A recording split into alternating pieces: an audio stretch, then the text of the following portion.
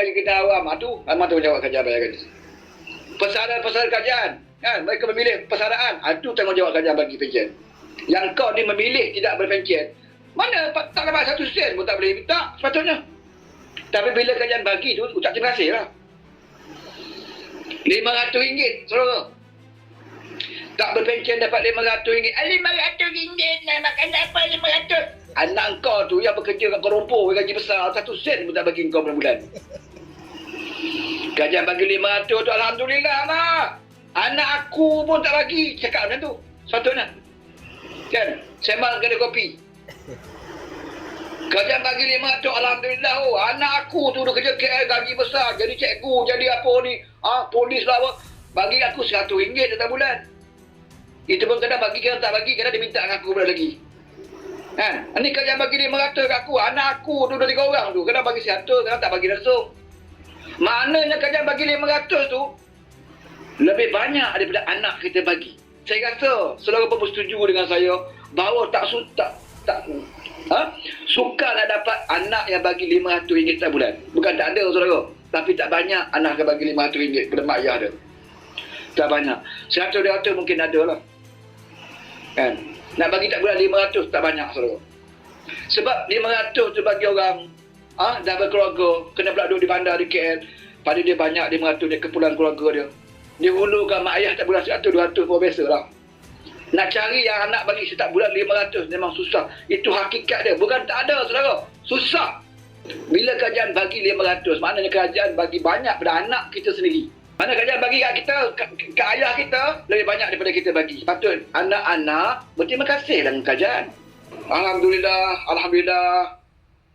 Mudah-mudahan kerajaan ini kekal. Mudah-mudahan anak Datuk Seri Anwar Ibrahim diberikan kesihatan yang baik. Supaya mentadbir negara ekonomi bertambah baik. Saya bersyukur sangat bahawa Anwar Ibrahim, saya tak mampu bagi ayah saya RM500. Saya bagi RM100 setiap bulan. Itu pun kadang bagi, kadang tidak. Kadang saya bagi 100 minta 200. Bagi pula 100 minta ayah 200. Kan? Jadi bila Anwar bagi RM500 tu saya rasa lega sikit lah. Dia dapat daripada kerajaan RM500, saya tambah 100, okeylah 6 atau 700.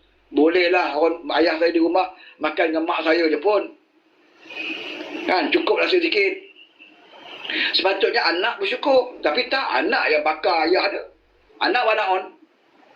Dah dibagi kat ayah 100 je. Balik kampung, api-apikan ayah dia. Ayah percaya Anwar tu keliwat. Anak ni anak. Balik kampung, api-apikan ayah dia. Kita nak ke? Abah, kita nak ke pemimpin kita keliwat? Pro Israel apa semua. Tanya apa dulu dia tak suka Anwar Ibrahim tu. Tak suka Anwar Ibrahim tu. Bulan ni kau dah masuk dah hantar duit ke Abah. Dah masuk dah 100. Tak boleh 100. Anwar bagi 500. Tapi macam mana pun dia tetap pelewat. Ni bapak dengan anak sama je kali lima bodoh. Apa aja tu? Mudah-mudahan kita tak ada macam tu.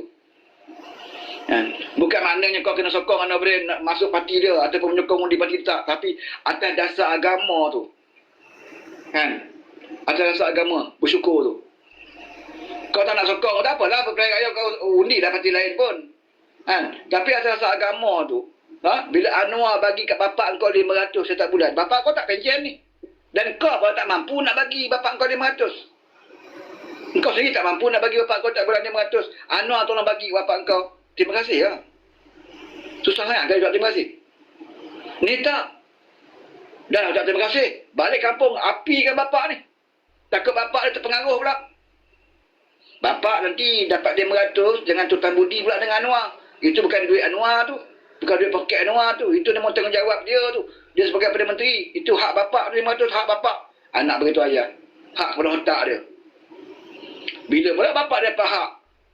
Bapak dia tak pencen. Hak bapak dia kat engkau tu. Kau sebagai anak. Hak bapak engkau. Kau tak bantu bapak engkau. Itu hak dia. Hak bapak ada dalam poket engkau. Kenapa kau tak bagi? Engkau sebagai anak, tanggungjawab anak. Bantu mak ayah. Tapi kau tak bagi kan? Itu hak engkau. Sepatutnya kau kena bagi bapak engkau. Tapi kau tak bagi. Bila kerajaan tolong, kau boleh hasut bapak engkau. Itu bukan tanggungjawab. Itu tanggungjawab dia, itu bukan duit Anwar. Bapak pula jadi bodoh bangang juga. Betul tu. Bukan duit poket dia. Macam mana nak pakai duit poket dia sendiri pun tak ambil gaji, dia cakap. Tapi dibagi kita ni duit rakyat ni, duit rakyat. Kan? Betul lah duit rakyat. Memang bukan duit Anwar pun. Mana Anwar ada duit, dia gaji pun tak ambil. Memang duit rakyat. Masalahnya, duit rakyat itu, duit berengkau, dikembali ke berengkau. Itu maksudnya.